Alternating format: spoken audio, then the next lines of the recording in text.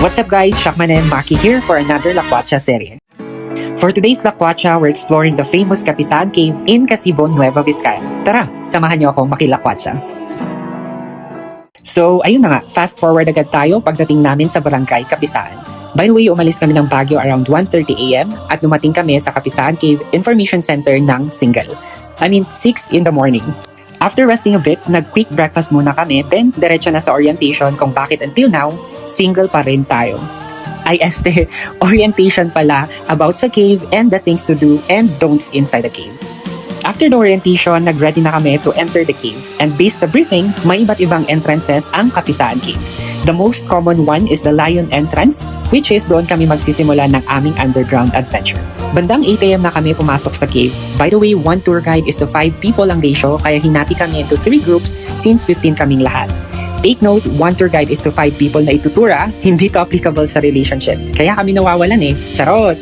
Anyway, going back, nag-decide kaming magpahuli para iwas traffic since nagsama-sama kami ng mga tatakaw sa pictures. Once we enter the cave, wala pang 5 minutes, sasalubungin ka na ng mga nagkagandahang rock formations which made the adventure more exciting. Kasi sa umpisa pa lang, pinaasa ka na.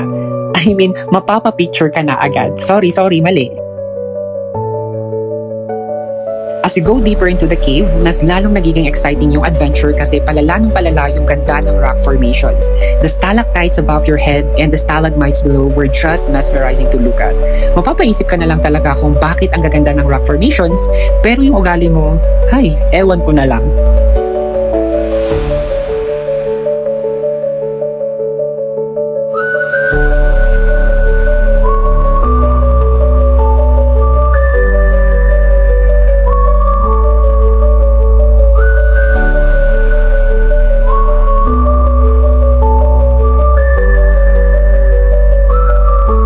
Inside the cave, minsan makakakita ka rin ng mga paniki na bigla na lang lilitaw. So, don't be surprised if you see some.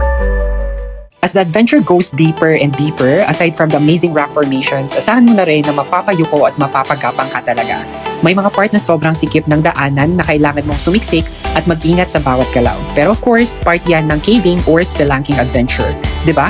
It's messy, tight, and challenging. But that's what makes it even more unforgettable.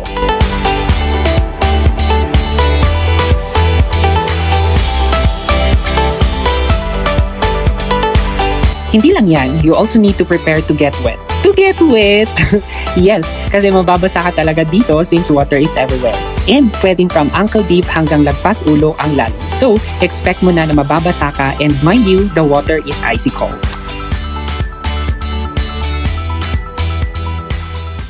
Based on our research, Kapisahan Cave is the 5th longest cave system in the Philippines, with about 4 kilometers of explored passage. Usually, it takes around 3 to 4 hours to complete the tour, but in our case, umabot kami ng 5 hours since matakaw kami sa pictures, kaya nagtagal. But you can't really blame us kasi sobrang ganda talaga sa loob, and sometimes our camera can't just give justice to the beauty of the cave dahil hindi nito fully makapture yung buong experience at itsura ng paligid.